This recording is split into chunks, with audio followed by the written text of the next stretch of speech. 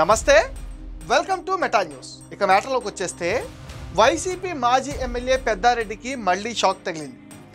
ఎన్నాళ్ళలో వేచిన ఉదయం అంటూ ఎట్టకేలకు 15 నెలల తర్వాత తాడిపత్రిలో అడుగుపెట్టారు పెద్దారెడ్డి. అంతలోనే మళ్ళీ తిరుగు ప్రయాణం అయ్యారు.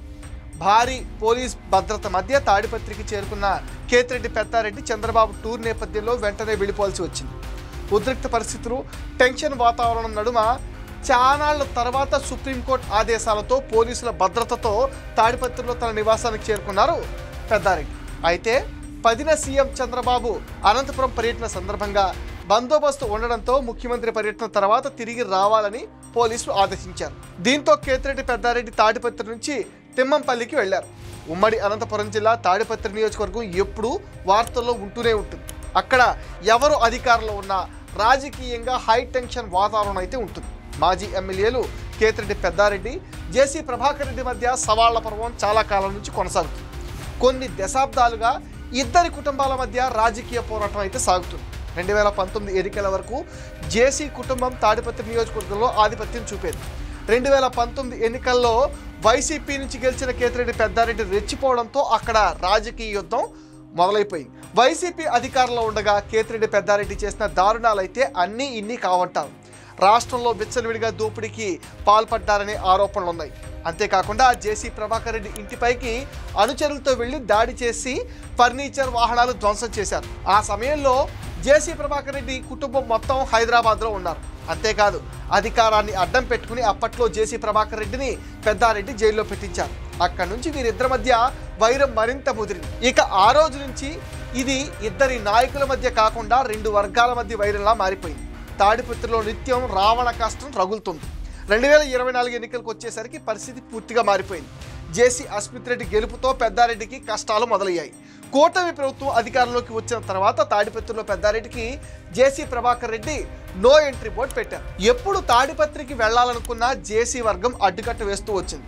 తాడిపత్రిలో నెలకొన్న రాజకీయ ఉద్రిక్తల నేపథ్యంలో కేతిరెడ్డి పట్టణంలోకి ప్రవేశించకుండా పోలీసులు సైతం ఆంక్షలు విధించారు. దీనిపైన తొలుత ఆయన హైకోర్టు, ఆ తర్వాత సుప్రీంకోర్టును ఆశ్రయించారు. విచారణ అనంతరం ఆయన తాడిపత్రికి వెళ్లేందుకు సర్వోన్నత న్యాయస్థానం అనుమతిచ్చింది. భద్రతకు అయ్యే ఖర్చు తానే పెట్టుకుంటానని సుప్రీంకోర్టుకు ఆయన హామీ ఇవ్వడంతో ఆ ఖర్చంతా పెట్టుకుని తాడిపత్రిలోకి ఎంట్రీ ఇచ్చారు. ఒకవేళ కేతిరెడ్డి మళ్ళీ అడుగు పెట్టాలనుకున్నా రాజకీయంగా ఏ విధంగా ఉండబోతుంది, జేసీ Prabhakar Reddy action plan A విధంగా ఉంటుందనేది పెద్ద చర్చనీయాంశంగా మారింది. పెద్దారెడ్డి బలవంతంగా తాడిపత్రిలోకి ఎంట్రీ ఇచ్చినా అక్కడ ఆయన యాక్టివ్ పాలిటిక్స్ చేయడం కష్టమే అంటున్నారు. జేసీ అస్మిత్ రెడ్డి విజయం తర్వాత తాడిపత్రిలో ఆ కుటుంబానికి మరింత ప్రాధాన్యత పెరిగింది. ప్రజలంతా కూటమి పాలన పట్ల సంతోషంగా ఉన్నారు. పెద్దారెడ్డి నియోజకవర్గానికి వచ్చినప్పుడు తప్ప అక్కడ అంతా ప్రశాంతంగానే ఉంటుంది. ఈ క్రమంలోనే రాబోయే కాలంలో నియోజకవర్గంలో పెద్దారెడ్డి నిలదొక్కుకోవడం కష్టమే అంటున్నారు స్థానికులు. ఇక నుంచి పార్టీ కార్యక్రమాలు చేస్తానని ఆయన ప్రకటించినా అది ఆచరణలో ఎంతవరకు సాధ్యమనే ప్రశ్న అయితే వస్తుంది. బలమైన జేసీ వర్గాన్ని తట్టుకుని పెద్దారెడ్డి కార్యక్రమాలకు కార్యకర్తలు ఎంతవరకు వస్తారనేదే ప్రశ్నార్థకంగా అవుతుంది. మరోవైపు పెద్దారెడ్డి ప్లేస్లో వైసీపీ అధిష్టానం సైతం ప్రత్యామ్నాయం చూస్తుందనే ప్రచారం కూడా జరుగుతుంది.